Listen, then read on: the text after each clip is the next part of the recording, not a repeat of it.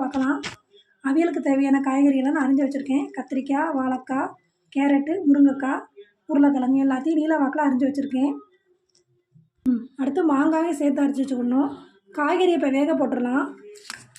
காய்கறியை ஒரு பாத்திரத்தில் போட்டு தேவையான தண்ணி ஊற்றி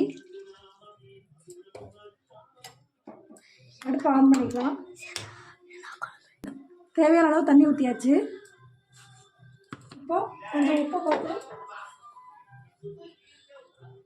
உப்பு போட்டு வேக வைக்கலாம். போட்டு வேக வச்சு கிண்டி விட்டுட்டு மூடி வச்சிடலாம். ஒரு 10 நிமிஷம் காய் வேகட்டும். ஒரு அரை வேக்காடு வெந்த உடனே நம்ம பார்க்கலாம். இப்போது காய் 10 நிமிஷம் வெந்துருச்சு. அப்புறம் மாங்காயை போட்டுக்கலாம்.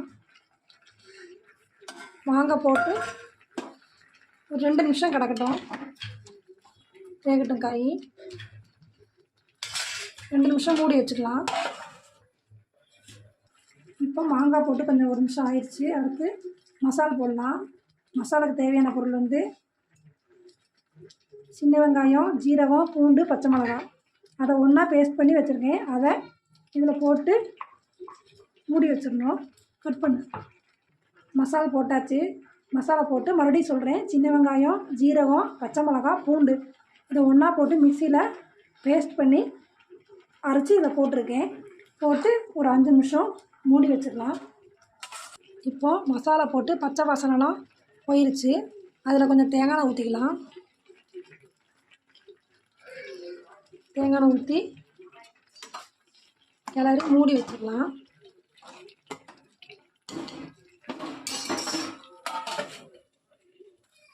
தேங்காய் எண்ணெய் ஊற்றி வச்சு அதுக்கப்புறம் நான் வந்து தேங்காவை மிக்ஸி ஜாரில் பல்ஸில் போட்டு சுற்றி எடுத்துருக்கேன்.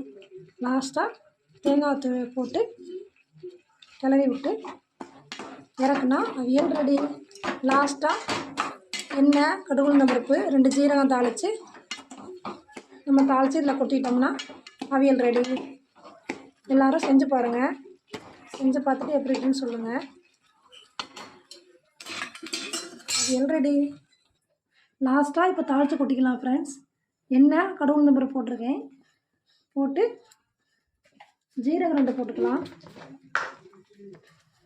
ஜீரகம் போட்டு கடுகு பொரிஞ்ச உடனே கருவேப்பிலை போட்டுக்கலாம். அரைச்சாச்சு. இப்போது அவியலில் போட்டிக்கலாம் ஃப்ரெண்ட்ஸ்.